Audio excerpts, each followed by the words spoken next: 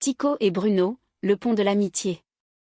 Au cœur d'une terre où les collines verdoyantes touchaient la mer scintillante, vivaient deux amis très différents. L'un s'appelait Tycho, une tortue géante dont la carapace brillait de mousse, de fleurs et de minuscules coquillages qui tintaient à chacun de ses pas. Il vivait près de l'eau, là où les vagues murmuraient les histoires des profondeurs.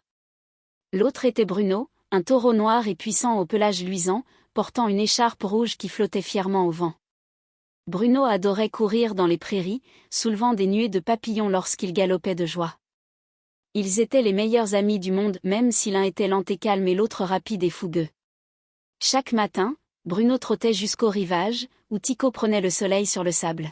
« Bonjour, Tycho !» mugissait Bruno, faisant tinter sa cloche dorée. « Bonjour, Bruno !» grondait doucement Tycho. « As-tu encore couru avec le lever du soleil ?» Bien sûr. L'herbe brillait comme une émeraude. Tu aurais dû voir ça. Tycho sourit. Un jour, tu devras m'apprendre à courir comme le vent. Bruno rit. Et toi, tu devras m'apprendre à écouter comme l'océan. Un jour, de sombres nuages s'amoncelèrent au-dessus des collines.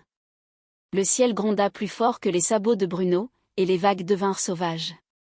Les deux amis observaient la pluie tomber. Ce n'est qu'une petite tempête, dit Bruno fièrement. Je n'ai pas peur de quelques gouttes. Mais bientôt, les gouttes devinrent des rivières, et les rivières commencèrent à déborder. Au matin, la prairie où vivait Bruno était inondée. Le pont qui reliait sa terre à la plage avait disparu. Bruno tenta de traverser, mais le courant était trop fort. « Oh non !» cria-t-il. « Je ne peux plus rejoindre Tycho. » De l'autre côté, Tycho observait l'eau qui déferlait. « Le pont n'existe plus, dit-il tristement. Et Bruno est tout seul. » Tycho réfléchit longuement. Il était lent, c'est vrai, mais solide et patient. Il regarda sa carapace et les petites plantes qui y poussaient. « Peut-être que je peux construire quelque chose, » murmura-t-il. Jour après jour, Tycho ramassa des branches tombées, des pierres lisses et des cordes faites d'algues marines.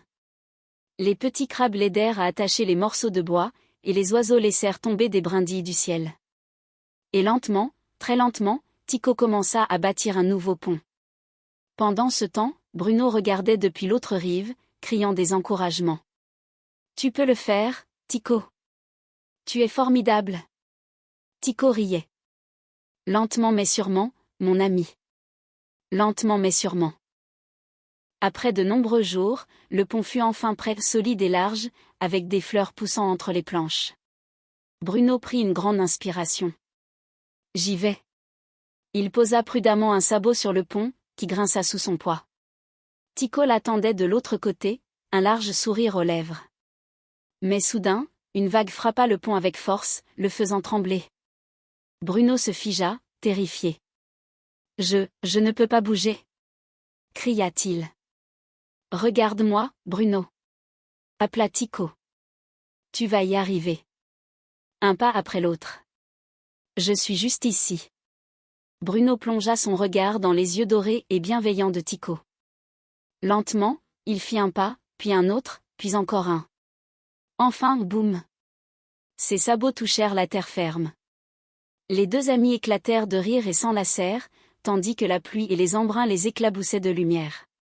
Depuis ce jour, le pont resta solide non pas seulement grâce au bois et aux cordes, mais grâce à la confiance et au travail d'équipe. Bruno apprit que même les plans les plus lents pouvaient être les plus solides. Et Tycho découvrit que le courage pouvait prendre bien des formes, même celles avec des cornes et des sabots. Ils baptisèrent leur création le pont de l'amitié, et des animaux de toute la région vinrent le traverser pour rencontrer de nouveaux amis. Ce soir-là, alors que le soleil se couchait, Tycho dit. Tu sais, Bruno, peut-être que nous ne sommes pas si différents, après tout. Bruno sourit. Non, Tycho. Tu es le calme avant la tempête, et moi, je suis le tonnerre qui la suit. Ensemble, nous faisons chanter le monde. Et tandis que les étoiles commençaient à briller, la tortue géante et le taureau courageux regardèrent les vagues, côte à côte, amis pour toujours.